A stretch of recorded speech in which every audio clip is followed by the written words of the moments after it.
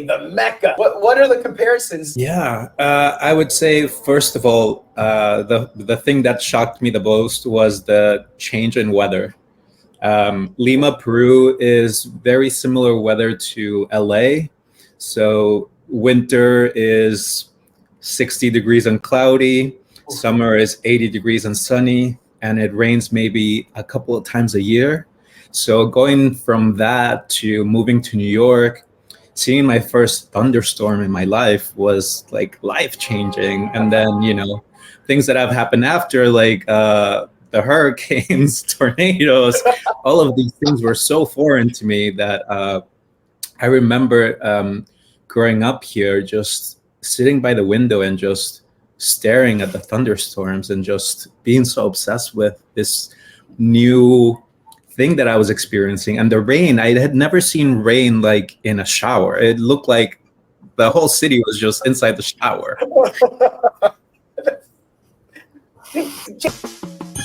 Is there anything better than a trip getting ready? Nope. For a long journey where our podcast released a new epi, searching for a fade fiending, new fixation. Giving this a subscribe is the same sensation. Started with the day ones, they gave us fuel to support the season. Could have been anywhere in the world, but you're here for a reason. Notification bells, text some friends, all to let you know. Check your Bluetooth, connect, talking with Donato. Welcome in, everyone. Episode 182, Meet and Greet, with our guest, JD Valladares-Williams. JD.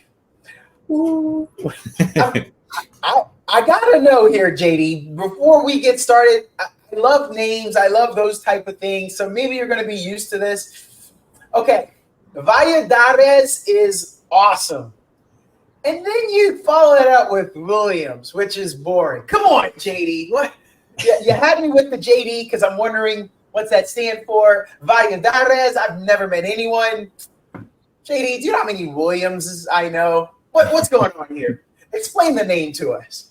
Sure. So first I'll start with my first name. So JD starts, it means Juan Diego. Oh. And it's actually related to religion, which I'm not religious, but my mother was. And Okay. it goes back to the indigenous boy in Mexico that saw the Virgin Mary. Oh, okay. We're all going to be Googling that after this. That's cool. I'm glad I asked. I'm glad I get distracted by that stuff. Now, Valladares, I can't say I've met. Is that a common name? I'm not sure how common it is in Latin America. I wouldn't say it's one of the more common names, but its origin is from the northern region between Spain and Portugal. So in Galicia. And, honestly, I don't really have much of a connection to that last name. I thought it was a lot more important when I was younger, but the more I discovered my roots and the origins of my family, I realized that there's a high likelihood that this name was just given to my family by the people who at the time owned some of my father's side of the family. Wait, where was that at? What region are we referring to? That? So I was originally born in Lima, Peru. And my dad's side of the family is from a region south of that, Ica. And they have a really big Afro-Peruvian population. Yeah. In, I would say, the early 1900s, about 30% of the population in Lima was Black. And so, not a lot of people know it unless, you Google it and research a bit. But there's actually a really big Afro-Latino population in general. But as is with social norms and whatnot, everybody was kind of told to hide that part of their identity. Yes. And so it took us actually researching and looking for that to really find more of what our real story is. And then the Williams side is my mom's side of the family, who also resided in Peru, but they are of British origin. And so there's a lot of mix of cultures there, and that's why the two names don't really go together, but here they are. You gotta be. Wait a minute. So you grew. you grew up in Peru. Actually, how long were you in Peru? I'm gonna say you got out of Peru somewhere around 13 years old. That's a pretty good guess. I left Peru when I was 11 years old. See, I have this rule, JD, that man, I hate JD. Juan Diego is just like amazing. They flow together, and then with the backstory. But I'm gonna try to stay JD. I have this rule about accents. I've lived all over the world, a few different countries, but I always say when people come to America, the United States of America, if they get here before 12, you don't get an accent. And then anything after that, you start to get an accent. So I went 13. I can't say I think, and trust me, by no means am I some kind of a pro on this. But I was like, I'm going to give 13 because he said he was there. So let's give him an accent. But man, I'm not really getting that. So you threw me out there. You were tough. You're tough. I normally do pretty well with that. Yeah. And the reason, just to go back to JD for a second, the reason why I go by JD is I do love my name, Juan Diego, but it's very difficult for people in the US to pronounce it.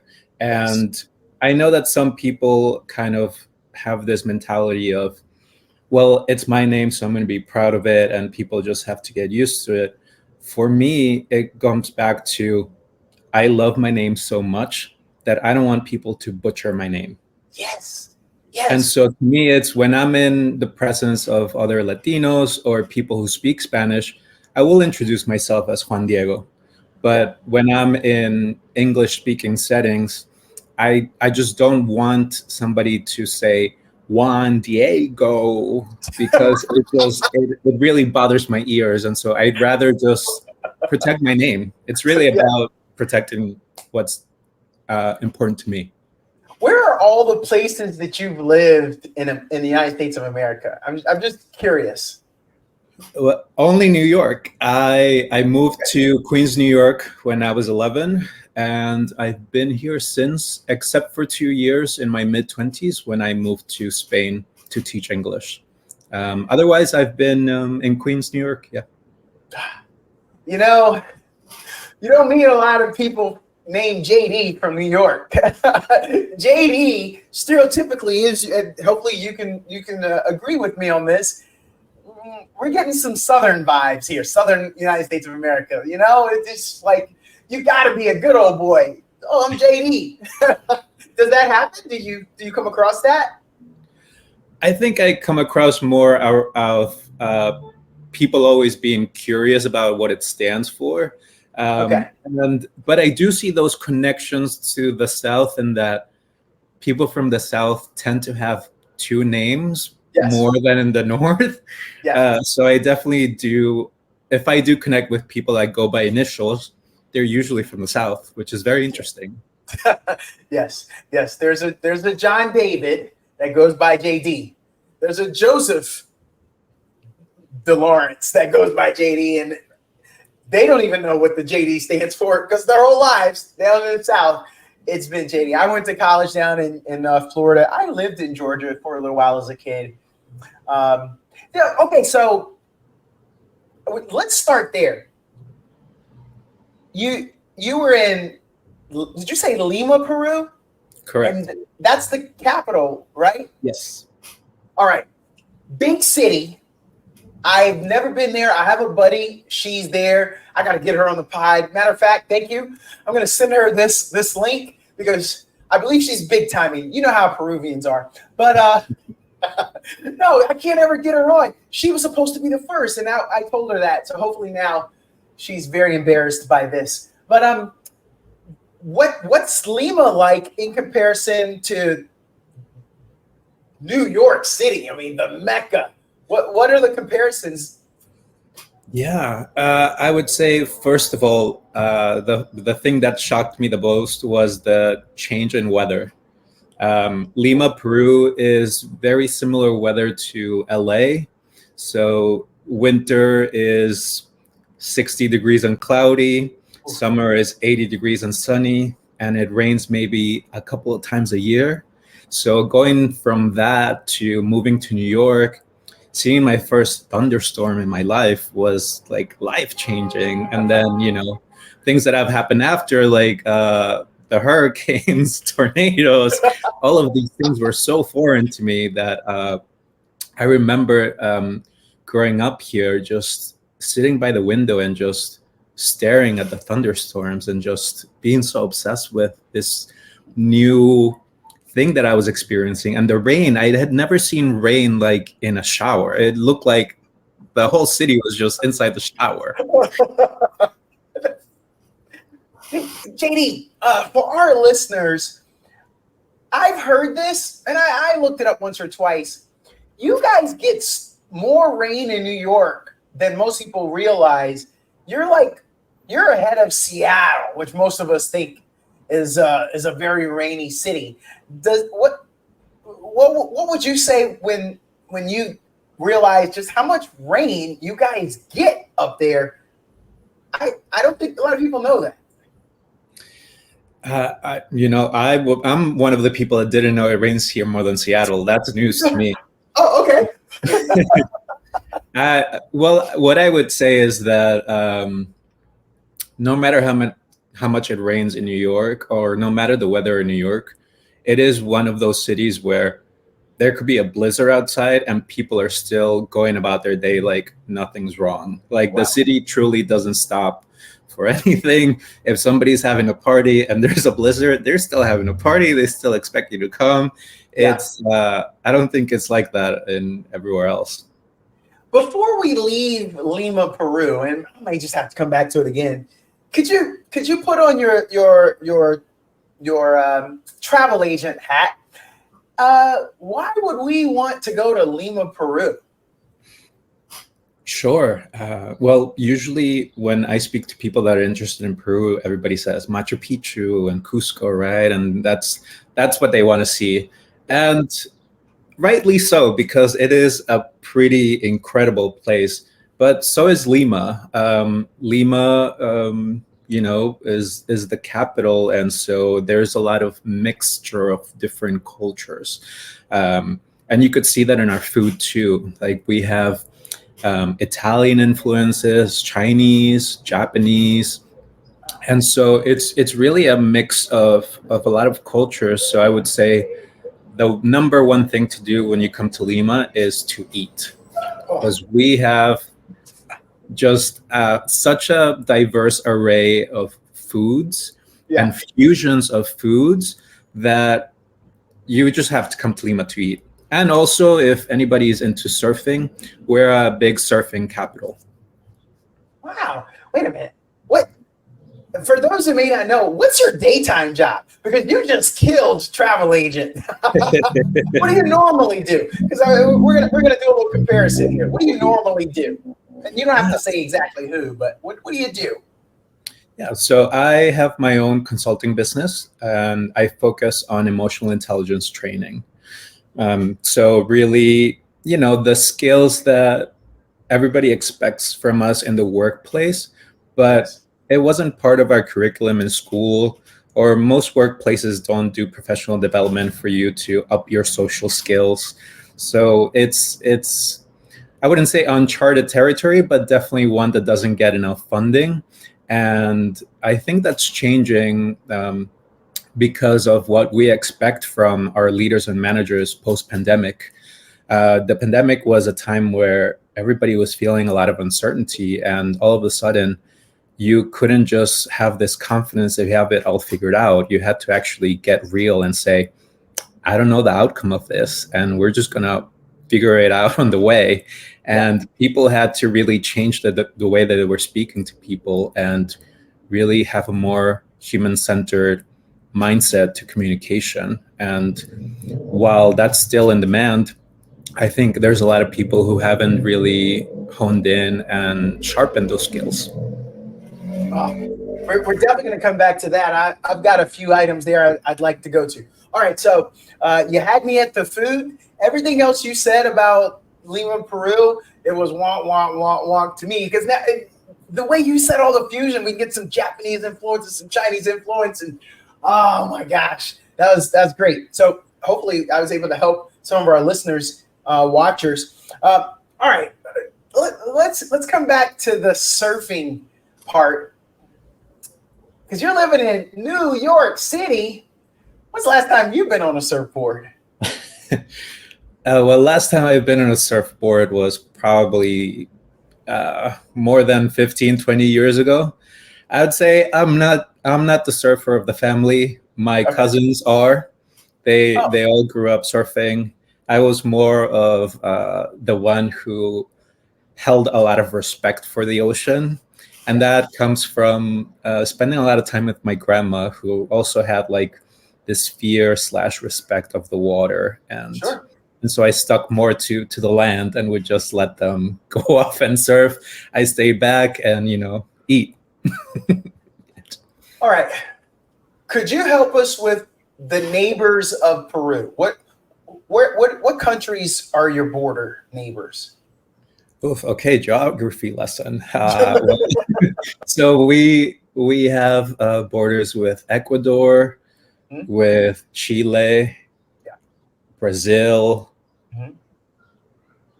I wouldn't say Bolivia. Yes, we do have borders with Bolivia. I'm unsure about Colombia, so All right. one I'll let people figure out. But This puts them not only in the region, but it's making them say to themselves, "Oh, I knew that," or "No, I didn't know that." So thank you, Donato. But hey, JD helped us out. Okay, so in that, who do you see that you have the most in common with? Do you see other Ecuadorians and you're like, "Hey, one of us," or Chileans? Where do you see that vibe, the kinship? I'll tell you, growing up in Peru and being in school, we had a lot of,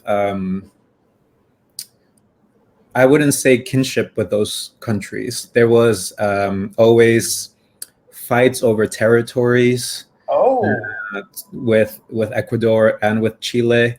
And with Chile, we have this battle about pisco, which is our national liquor, but it's also Chile's national liquor. And so there's this whole fight about where is its true origin and who owns it. And so even though we should be more united, there's a lot of separation that happens in Latin America where one country thinks it's better than the other. And it's definitely been a different experience in the US, in that while a lot of people still hold some of those stereotypes about these people or these people, having stepped outside of that, we're all like, well, we're all immigrants now here, so we might as well stick together.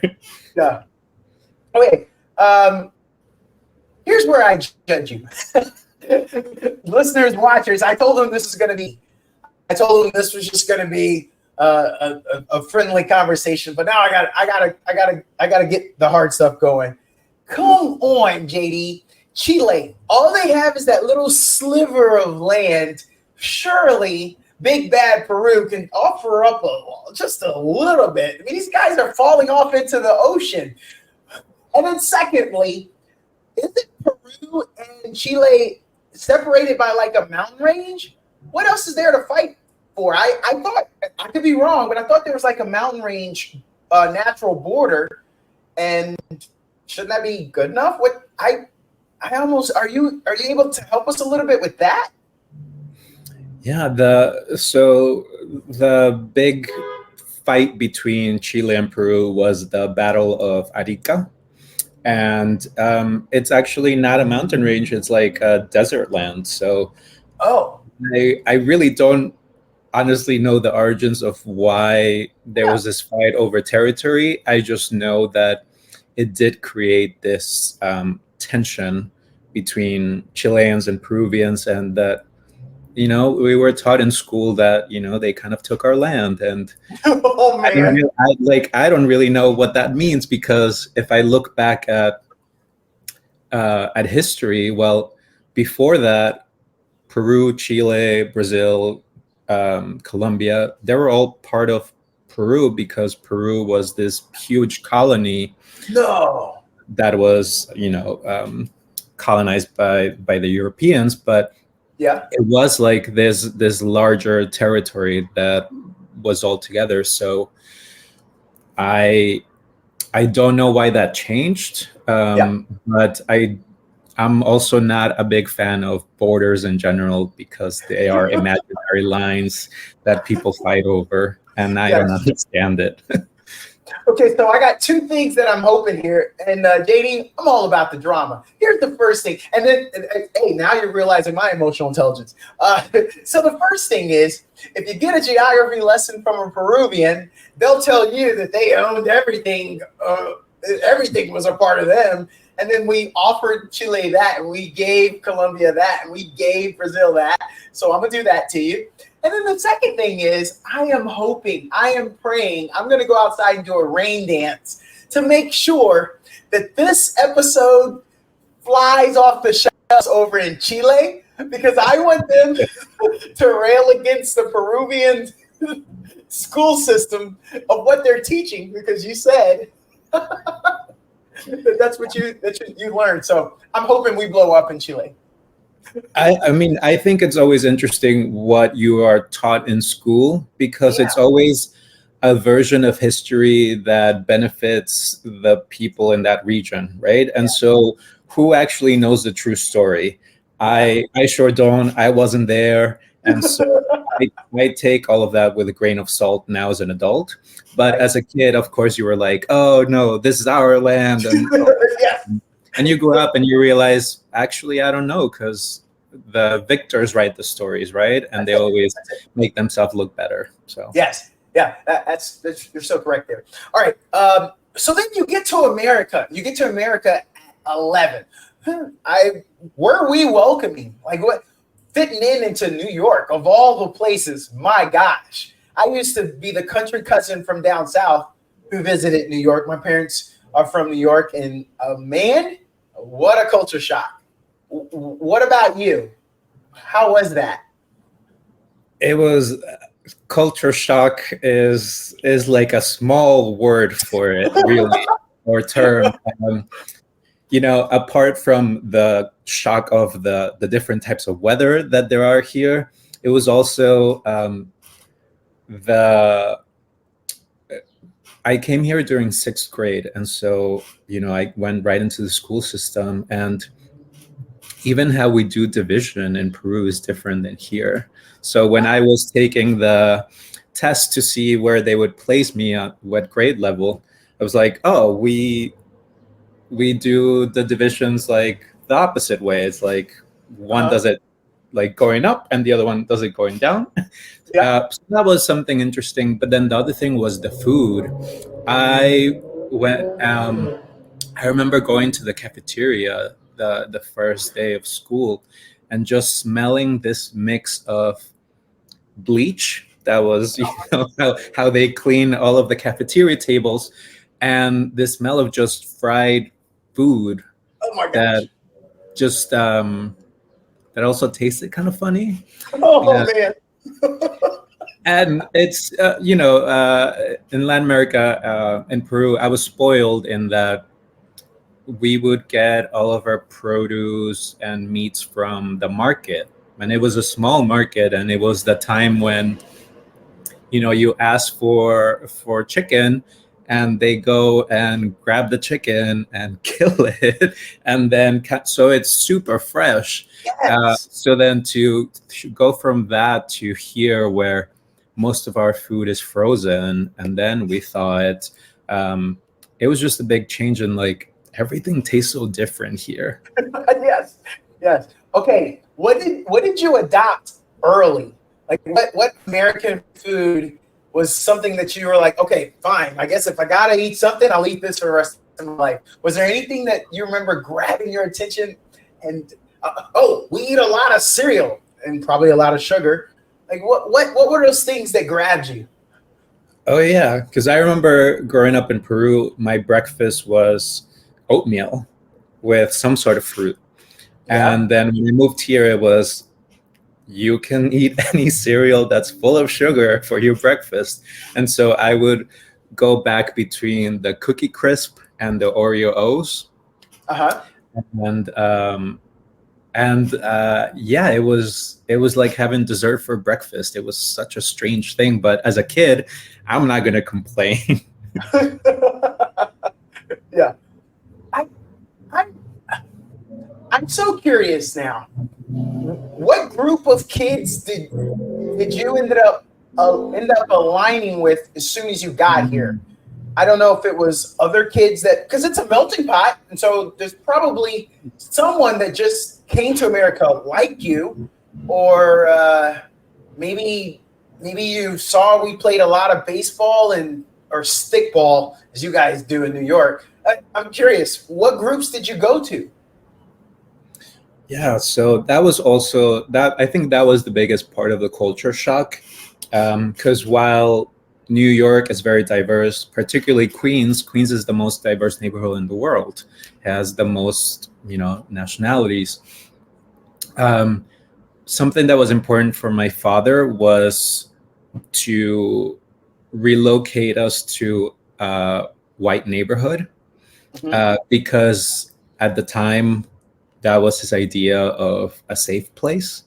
But Right. also he didn't want me to mix with other Latinos because he thought that I would get too comfortable to speaking Spanish and I wouldn't really develop my English skills. And so he said, if I really immerse you in this language and in this culture, then you're going to have no choice but to speak English.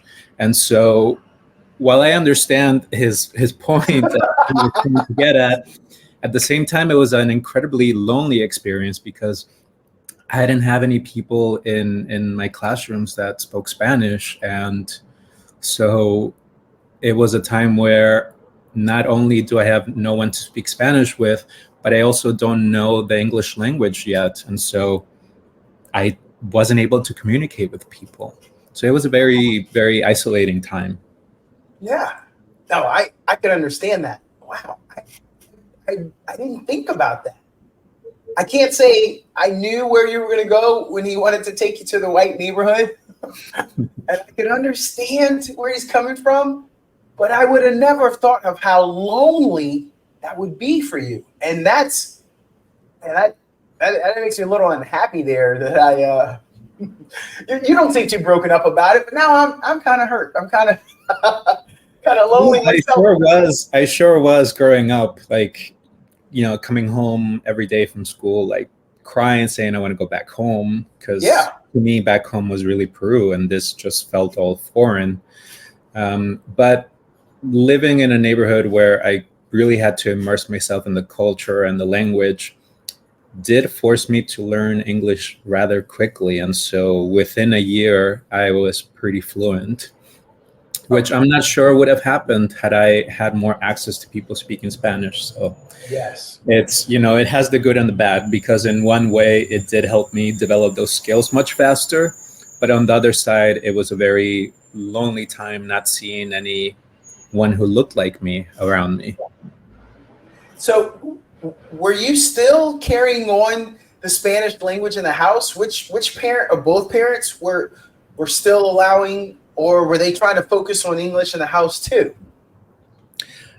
So I moved to the U.S. with my father, Okay. And when he started working here, it was really any sort of job he could get, and working long hours to try to get us to a stable place. So I was spending a lot of time just alone at home, and just seeing my dad for dinner and speaking Spanish for a little bit, and then the next day just going to school and coming home and just watching MTV. And that was my babysitter. That's exactly where I was going next. What do we call which is, this is different. I don't know your age, but I don't think, because the age I'm giving you, I don't think you're what we call a door latch kid or key lock kid, but you were, because your dad was out working. Because I think you're a millennial. I don't know if you're Gen Z, but so as a millennial, you're not in that age group. There's the door latch kids where they come home from school and there's no parents there because the parents are still at work until 5 or 5:30. But now I got to know, because that's where I was going next. I know they didn't look at TV the way we look at TV in America back in Peru. It sounds like, in my mind, stereotype. Here comes the stereotype. Here it comes. This will probably offend you. In my mind, back in Peru, they're surfing. They're playing soccer. They're playing outside, doing stuff in the, as you said, the Los Angeles, California weather. But here in America, especially New Yorkers, we're looking at a lot of TV. So then what was the TV show that grabbed you, that you started saying, okay, this is America? What were some of your favorites? Funny enough, that started happening while I was in Peru, because I am a millennial. I am, I guess, more of an elder millennial because I'm in my late 30s. Okay. And so in the early 90s, when I was growing up, a lot of television, well, like cable became a thing in Peru. And so we were getting access to a lot of TV shows for kids, like in Nickelodeon, Cartoon Network. And so I was growing up with Rugrats, Clarissa Explains It All, Are You Afraid of the Dark? All in Spanish, but it was so interesting. My favorite was Gullah Gullah Island, because that Viña Viña. I remember. So I remember just being obsessed with that culture because it was so different than ours. Yeah. But I would say it was definitely a mix of, okay, you get a few hours of television and now you have to go outside and play soccer. So it was kind of, my family was conscious of, like, yes, you can submerge yourself into this American culture and TV for a bit, but you also got to be outside and be a kid. Okay. I was going to get there later. I kind of offered a little bit of it in my stereotype of Peruvians. You didn't look like you got too mad when I got there. Stereotypes are cool. I'm talking to a guy who talks emotional intelligence. He's a consultant. But stereotypes are cool when they're true and it's funny, but then, you know, they could be divisive or hurtful. But JD, when you came to America, you had superpowers in soccer, didn't you? The first time a ball got thrown down, you were just like the LeBron James of your neighborhood, weren't you? I was not. What? No. So I definitely played soccer as a kid, but I'll tell you, I wasn't very coordinated, nor am I very coordinated now. And so I was usually just playing defense or warming the bench. So that's right. Someone's got to be on the bench. I would say, a lot more interested in basketball. And I would play a lot of basketball by myself or with my dad on the weekends, which I thought would be a great connection point when I moved here, when I went to school, and most of the kids in school were either playing handball or basketball. Yeah. But it went back to that language barrier, that because I didn't speak the language, they didn't want to play with me. So I wasn't playing basketball with those kids and kind of just lost those skills. Yeah. All right. High school. You get to high school. That means you got here in 6th grade. So we'll give you 6th, 7th, and 8th grade. By high school, how comfortable were you at that point? As fitting in as a New Yorker, did you call yourself an American then, or were you still like, well, I'm in America, but how comfortable were you then? Yeah, I think still to this day, it's difficult to imagine myself as an American, even though I am a naturalized citizen and I have spent the majority of my life here. Yeah. There's still this very, very real awareness of that I am seen as foreign in this country, no matter how much time I spend here.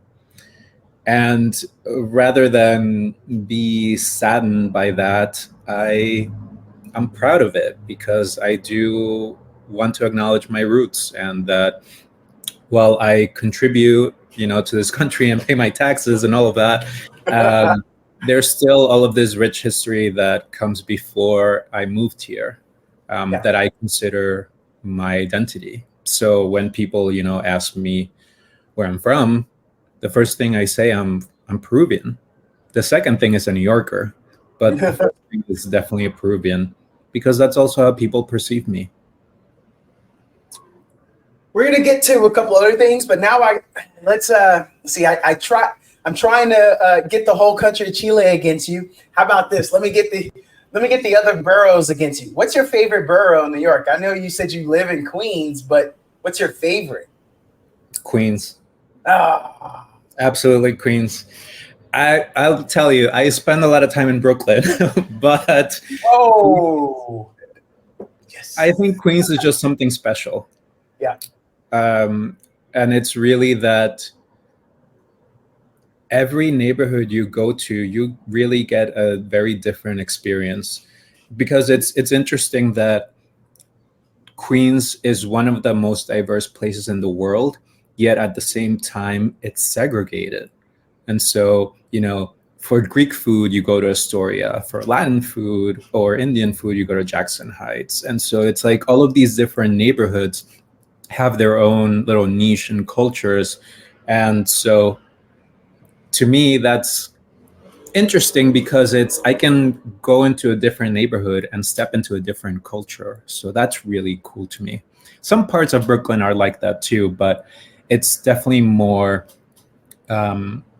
I guess, in your face in Queens. Okay. How do you?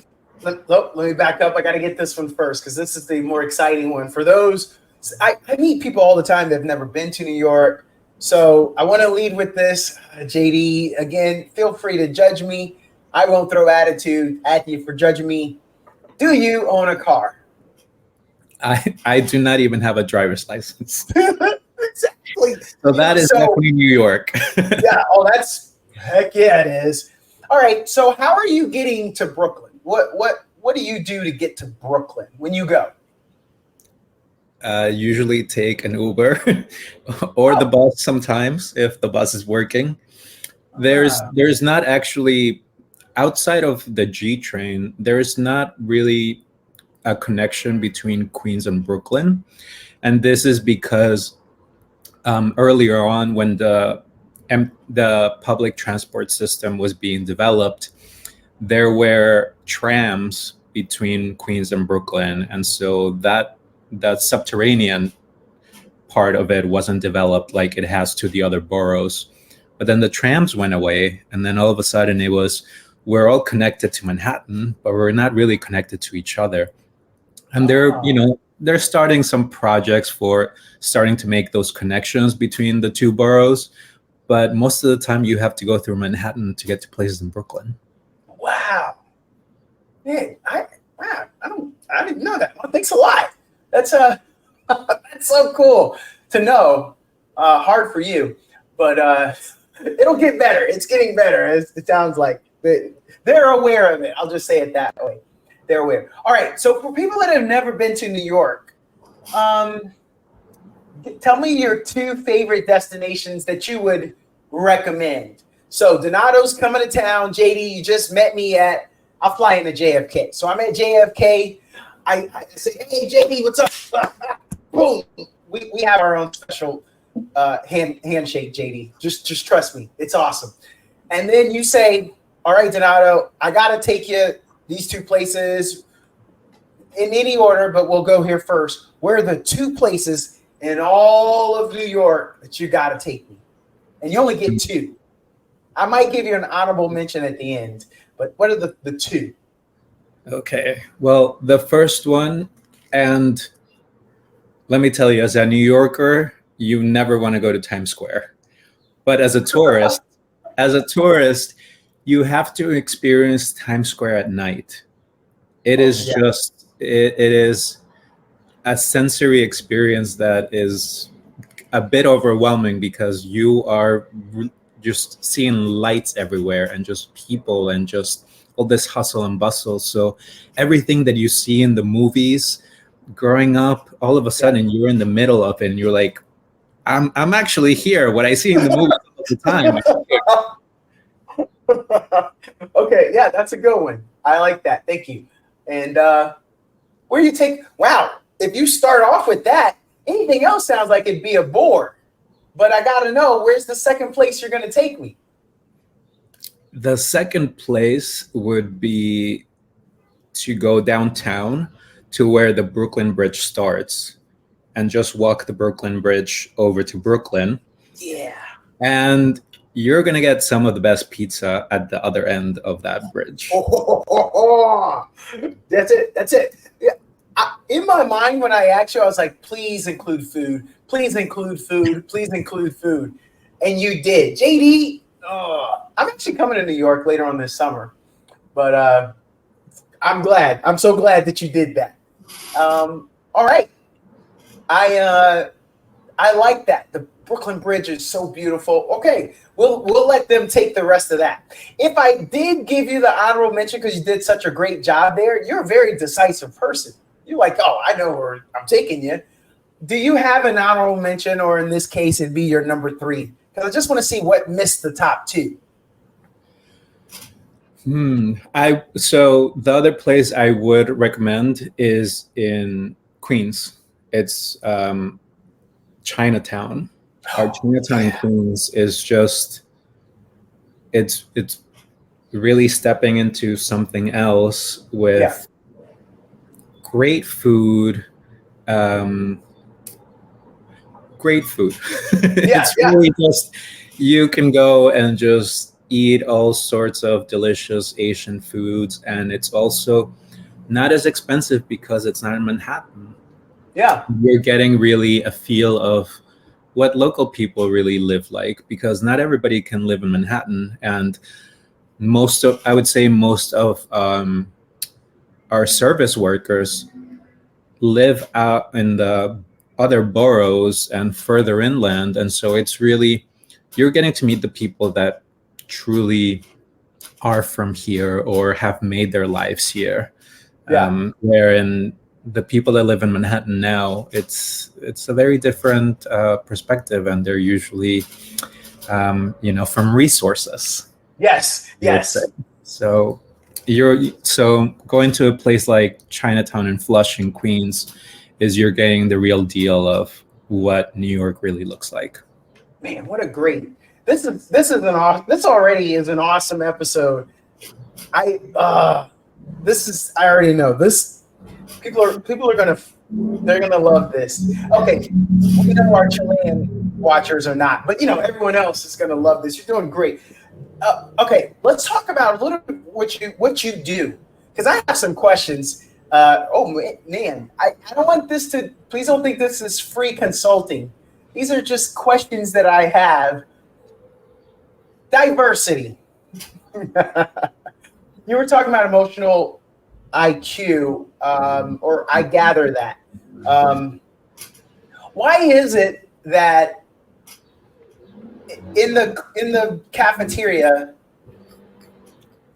all of the kids who look a certain way sit together, and these kids look a certain way and they sit together, and then when they grow up, you will rarely see that in a work site.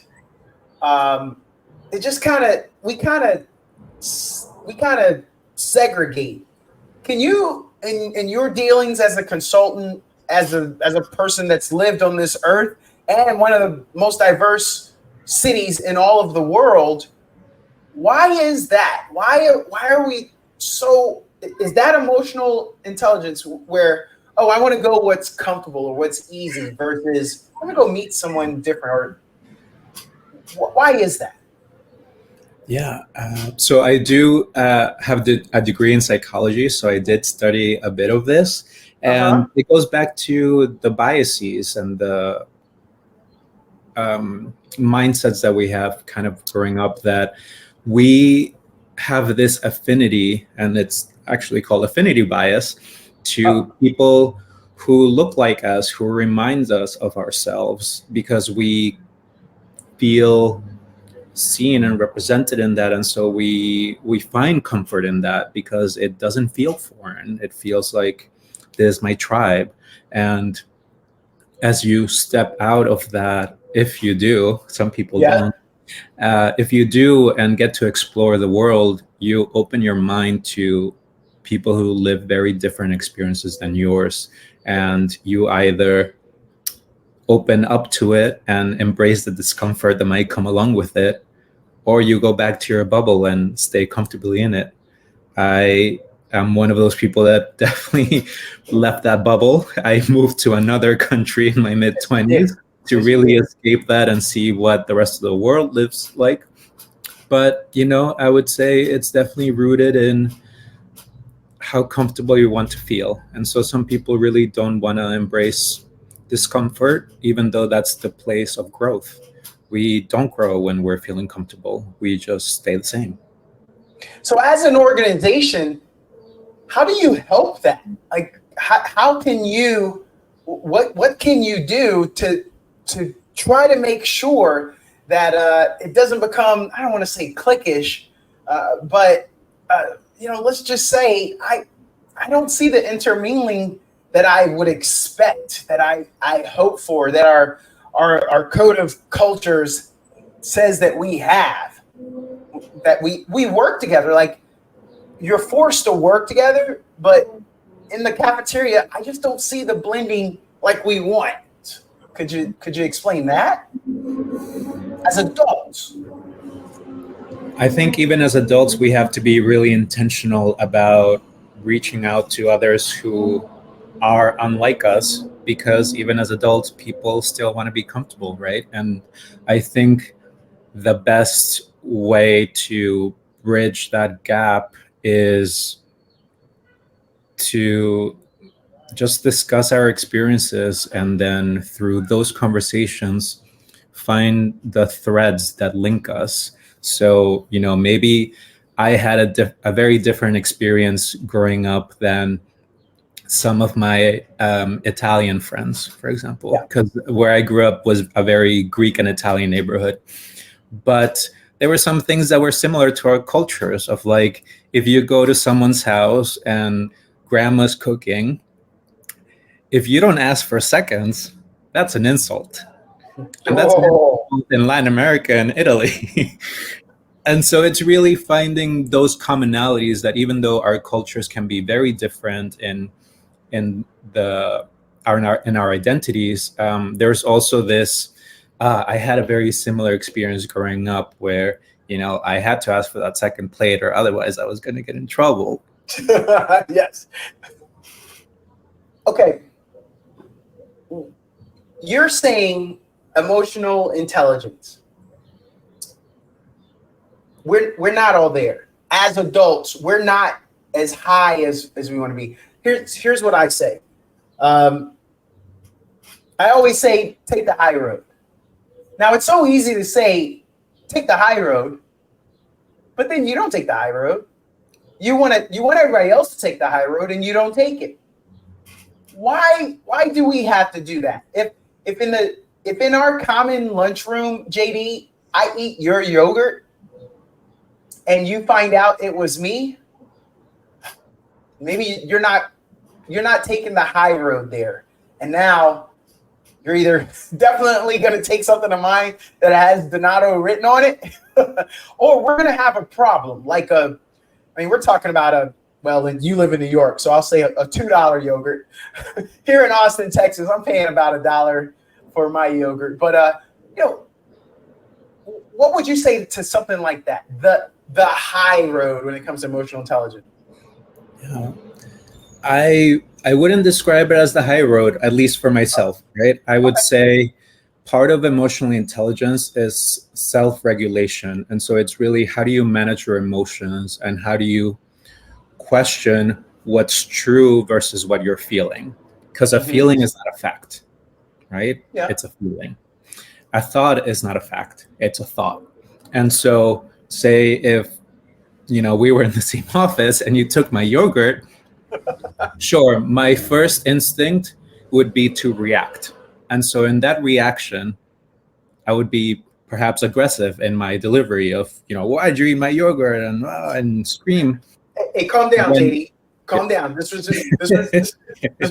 just a random scenario. Why are you raising your voice?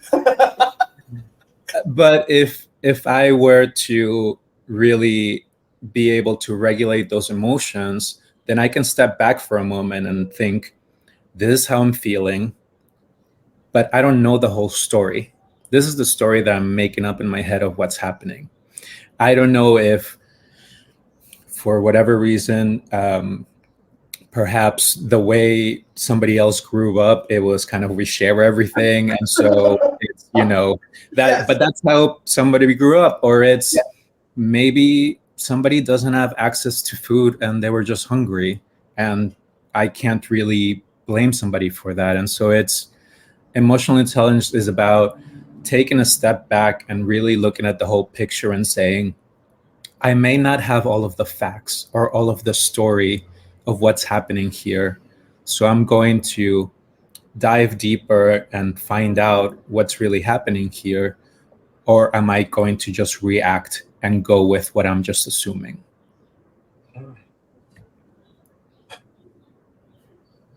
JD, I don't envy you in your consultations because I've lived around the world. I've worked in a lot of different places. I've worked for some Fortune 500 companies. I'm a veteran, and people ain't ready. They're not taking the time to do all of that. How are you making way? I mean, we are getting all of the ology out of that psychology degree because they're not. How do you get people? Okay, how do you get people's attention to the facts that I have to be intentional in my understanding? I might not have explained that well. Do you understand what I'm saying? To be able to receive what you're saying, because it's always like the world according to me, isn't it? I would say that's definitely the idea in America, in the US, right? It's a very individualistic kind of mindset. And so we are thinking from the point of us. So it's kind of, what is the point of that then for our own self-development? What is my benefit if I decide to upskill in my emotional intelligence? And so it's about showing the numbers, the data behind of it, showing the return on investment for a company, for its leaders, showing the ways in which somebody who builds their emotional intelligence is able to move up in their corporate world versus someone who doesn't. Because part of the reason why people are now taking an interest in emotional intelligence is because there are numbers behind it that show that employee engagement goes up, absenteeism goes down, retention goes up, attrition goes down. And so it's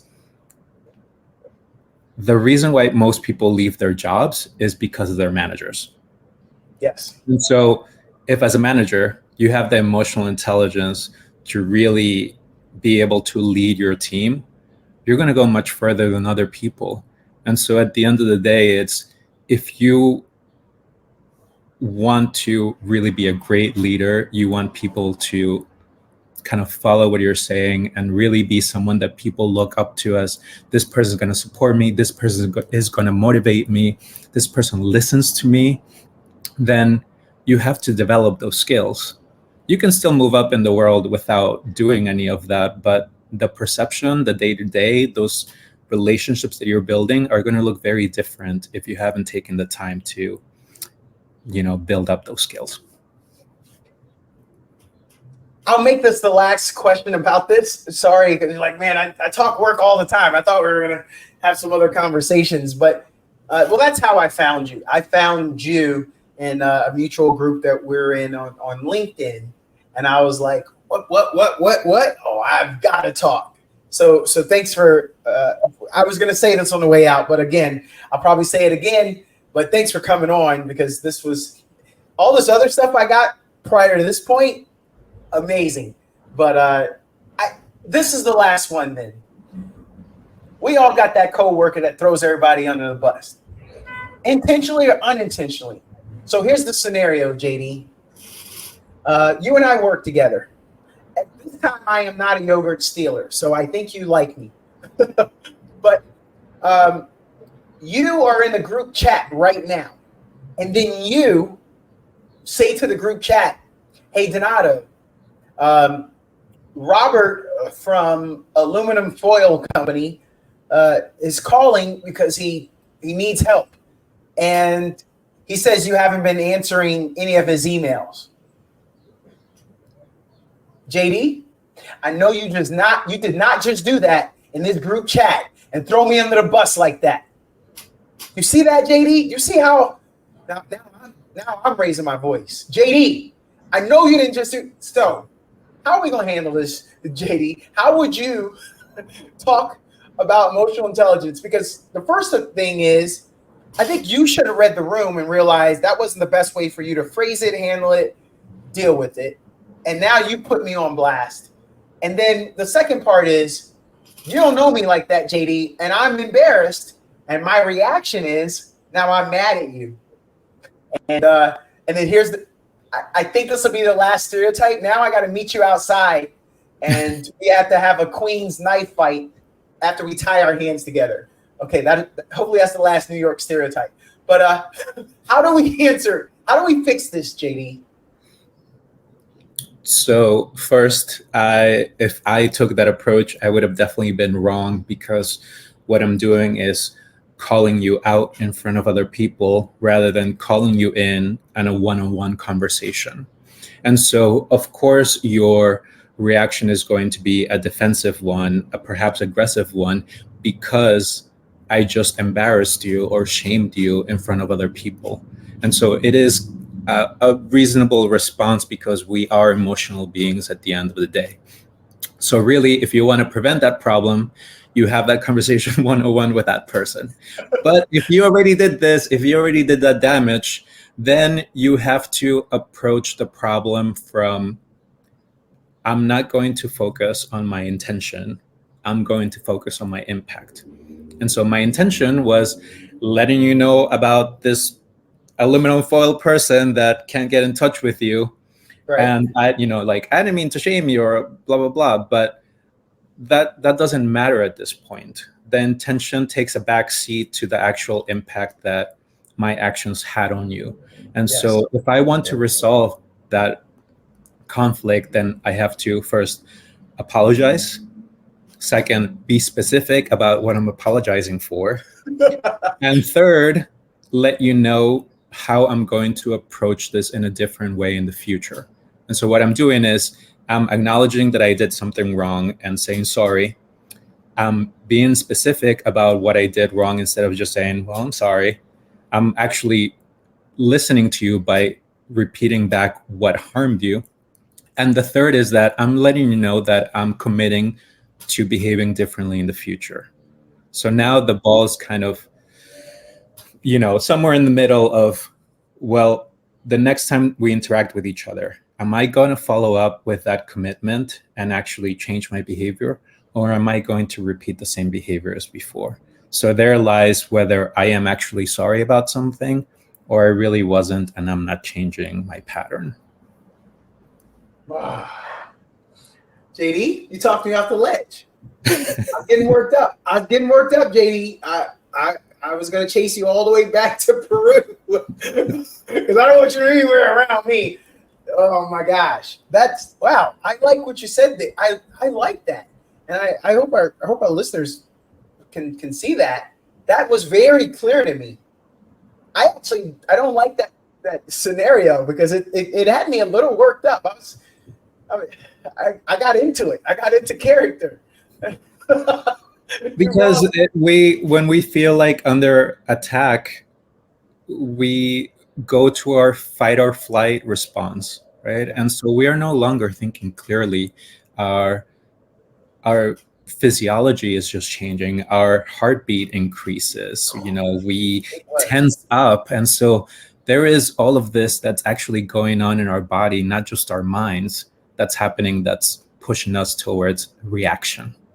And so we really have to be conscious about taking a step back, taking that extra breath, asking ourselves, do we know the whole story? But that takes practice. It's not, I go in and teach you how to be emotionally intelligent, all of a sudden it's a done deal. Right. It's an everyday practice. Yeah. You have to continue doing it in order to really remain at that place. We are at the end. There's so much more. I mean, there's day to day. But that's, I know I say this, but I like to leave a little meat on the bone because hopefully you could come back, JD. I am always interested. I think I have a very diverse listening audience and a wide range of topics, interests. So I would love to have you back on any other project because this was awesome. Before we go, is there anything that you'd maybe want to offer to our listeners, those watching, about you, about your consultation, that they could even pass along? Sure. So as I said, I train people in emotional intelligence. So really the kind of topics that I talk about are how to give and receive feedback, how to manage conflict, how to pick up on nonverbal cues when you're talking to somebody.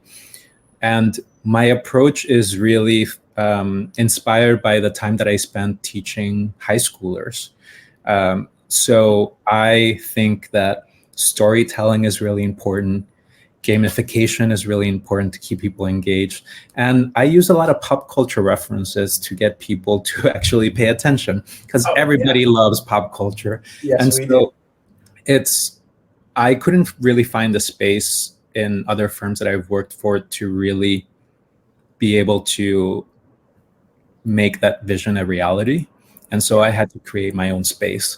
And along with that, since, my thing is about being an open book, about being vulnerable, I also do speaking engagements on my LGBTQ identity and also as a neurodiverse person, because those are two lived experiences that I can actually speak to. So they have an actual person who's telling them their story. But then I'm also letting you know, what are those tangible things that you could do as an ally to somebody? And so that's my way of trying to improve this world, because it's a pretty tough place for everybody. It certainly is. You may have found some, except for the Chilean listeners. Please give me some Chilean listeners. How would you may have some new fans, followers, any social media you'd like to offer for them to be able to maybe stay in contact and learn more, just be entertained with where you end up next on your hunt throughout New York? Yes. So my consulting business is Vawi Consulting, and it's the merging of my two last names, so Valladares and Williams. So it's VAWI. So the Instagram and my website are both Vawi Consulting. So vawiconsulting.com or at Vawi Consulting. But it was really based in that I have these two very different identities that for whatever reason were brought together before I was born. And now I'm having to deal with these two very different worlds that have really pushed me to figure out how our minds work, how people interact with each other, and made me want to follow this type of work. This was awesome, JD. Thank you very much. You did not disappoint, and you left us wanting more. Thanks again for coming on, and have a great rest of the day. Thank you. You as well. It was lovely to talk with you. Oh, I enjoyed it. We'll see you. Okay. Yeah.